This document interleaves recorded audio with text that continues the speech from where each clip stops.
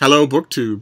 Well, it's a bleak and barren Sunday here at Hyde Cottage. And for those of you who are new, and I'm gathering from my subscriber numbers that there are some people here who are new. We're closing in on 4,000 subscribers much faster than I thought we would be.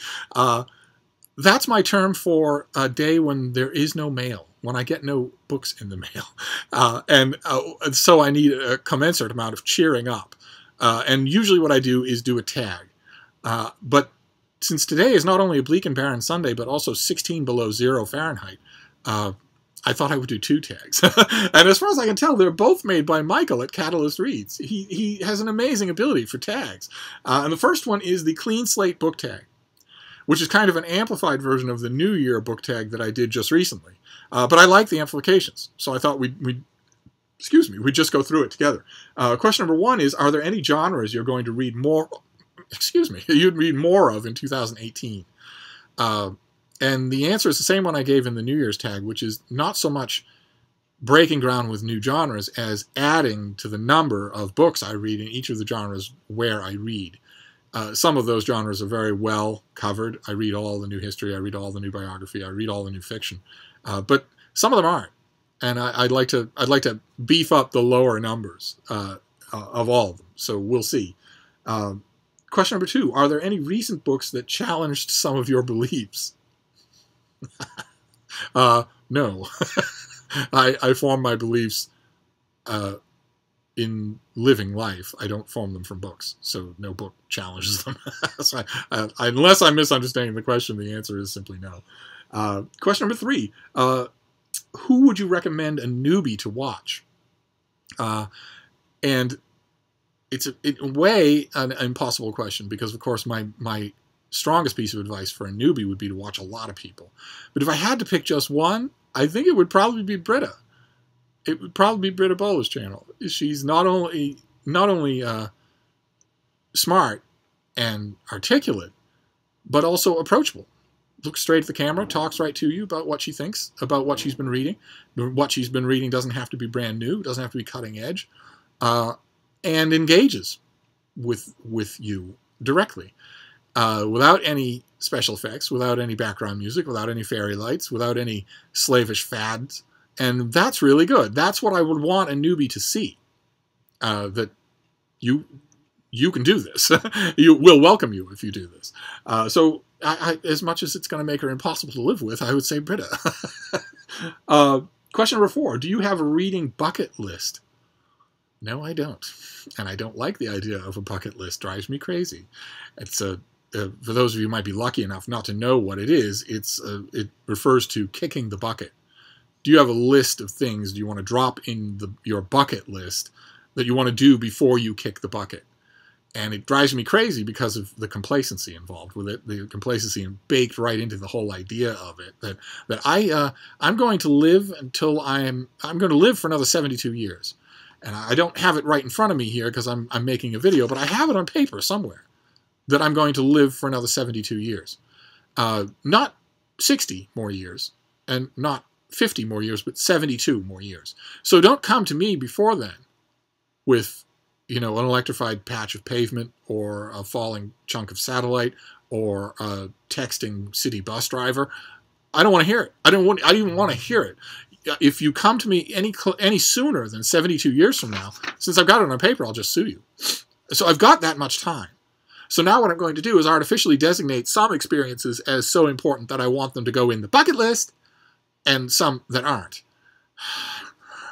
This, of course, irritates me to no end, especially since it only seems to be young people that I see do it. And I always want to say to them, I don't bother anymore, but I always want to say to them, you could search your apartment from stem to stern. You won't find the written guarantee that you're going to live to be for another 72 years. So you might want to do all those bucket list things now and stop talking about them as bucket list things.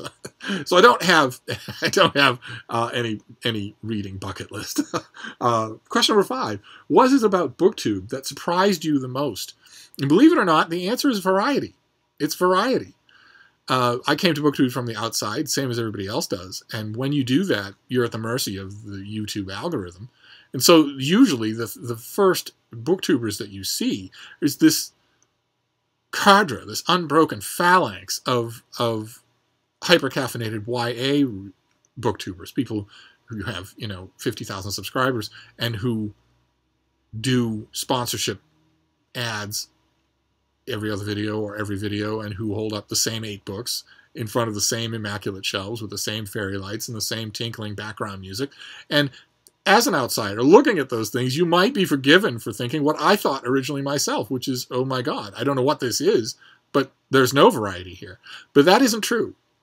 The more, once you get past the algorithm, you start digging around, you find lots of variety. And I firmly believe more of it every week.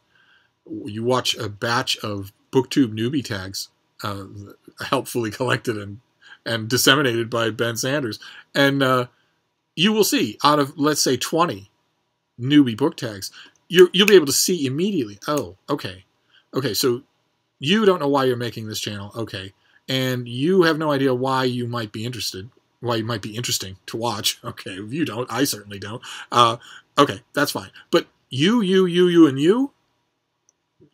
you're actually just people who sat down in front of the camera. Okay, fine, great. And that happens more every week. And also, in the last year, more and more old fogies have been drawn out of the shadows to put a camera in front of their face and start talking about books themselves. And that's good too. That helps a lot. That brings in whole lifetimes of reading. Utterly fascinating. So I think variety is still defining the things. Let's see here. Question number 6. What are some of your goals? Doesn't have to be BookTube.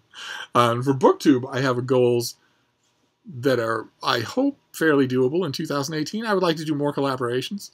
I would like to maybe talk outside a little more. It's utterly impossible now. It's colder outside my bedroom window here than it is anywhere else on Earth at the moment. And also, as somebody pointed out helpfully, colder than many places in the inner solar system.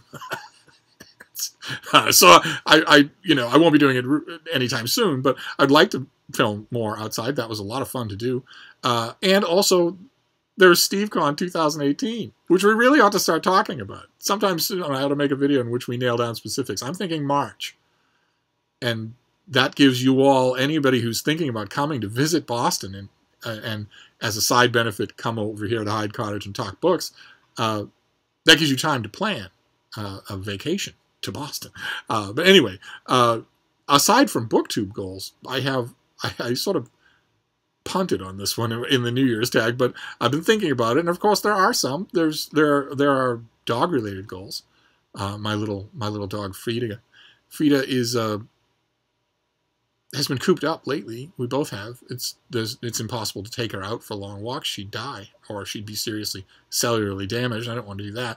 But one non-BookTube related goal for the late winter and spring is to walk everywhere with Frida. That goes without saying.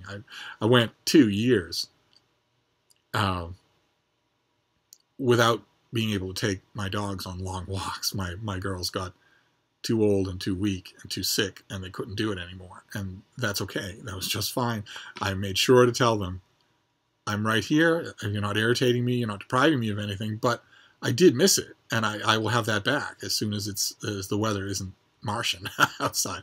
And there's also a writing goal, which is this big, ambitious work of nonfiction that I'm going to do, a big 900-page standalone biography of William Howard Taft, President and Chief Justice William Howard Taft. I'm going to start spade work on that, tomorrow, this new week, and that's a big BookTube goal. Not so much. The writing of it, the process of writing of it, isn't so much of a goal because I am a fairly disciplined writer. I don't need to wonder if I'm going to be able to do it. It's the rest of it that is the goal, to write it, to keep it pitched squarely for a smart general audience, and then when I'm done, to try the whole procedure of trying to find an agent for it and shop it around to get it published, which, whether I succeed or fail is going to be fun. That's going to be fascinating to experience, and that's a goal, certainly. I don't know how much of that will happen in 2018. I wouldn't be surprised if 2018 was mostly taken up with the writing. 900-page books don't write themselves. And also, I'm not sure the extent of research that I'll have to do. I might have to travel to archives, which would be a challenge on its own when you're leaving a puppy behind. But she won't be a puppy, I guess, forever. We'll see. We'll see how all of it goes. Believe me, I will drag you through every tedious detail of it. Number 7 is, if you could meet any writer, dead or alive, who would it be? And if... I always have a problem with a variation on this question. I've done 6 or 7 variations on this. I always have a problem with it because I've known a lot of writers. And if it was a chance for, when you're talking about dead writers, if it was a chance for me to bring them back for calzones and wine here in Hyde Cottage for a night, well, then it would be all of the writers that I've known. If the question refers to meeting for the first time, I have no interest whatsoever in meeting someone because they are a writer. If I know them for personal reasons, fine. But if it's just because they're a writer of X, Y, or Z book, no interest whatsoever. Let's see here. Question number 8. Would you rather have your life written by your favorite author or portrayed in the movie by your favorite actor? I don't know how successful it would be in either case. I don't know what my favorite authors, living or dead, would be able to do with a life like mine. It's not many dramatic beats to it. And the same thing goes for, a portrayal by my favorite actor. How much material would there be? Gentlemen, either there's a mutiny or there isn't. If there is, and you see fit to kill me and all of my officers, you'd better have a candidate for emperor ready, as well as the support of the rest of the legion in Palestine. You'd better be ready to march on Rome and take the chair from Vespasian the way he took it from Vitellius. You'd be fools, of course. Vespasian is the first decent man we've had in the job in 100 years. Some of you have served with him, and all of you owe him your allegiance. Very well, then. I take it we're dealing with an isolated incident. The private soldier Lentulus here has committed a crime which demands punishment in the name of every loyal citizen present. I want this man's best friend, not his centurion nor his decturion, but his best friend, to come forward and carry out that punishment at my command. Not on the count of 3, but now, or you'll all see hell before you'll see Rome again. Doesn't really say Steve, does it? Let's just move on. Question number 9. What are some channel-related challenges you had to overcome or still need to overcome? I know this should be a long answer, but because I should be caring about the technical stuff, but I really don't. So challenges, the main one I'm thinking of is that I keep forgetting to put the MacBook here on a stack of books here on the bed, so it's bobbing up and down when I'm filming because it's just on a pile of sweatshirts and pillows and blankets. That's not much of a challenge. The only reason I keep forgetting is because I am sort of mentally resisting the idea of being cooped up in this room. But I can't.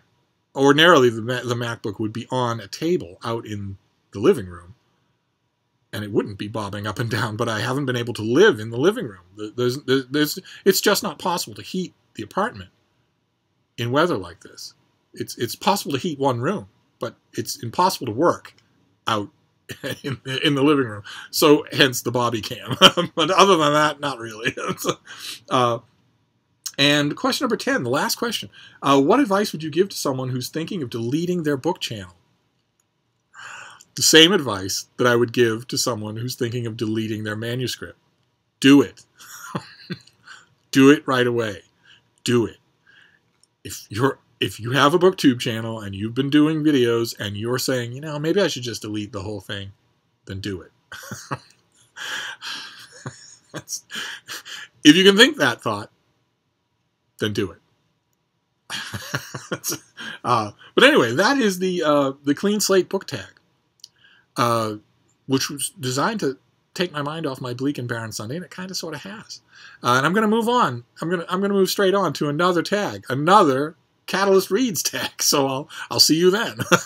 Thank you, BookTube.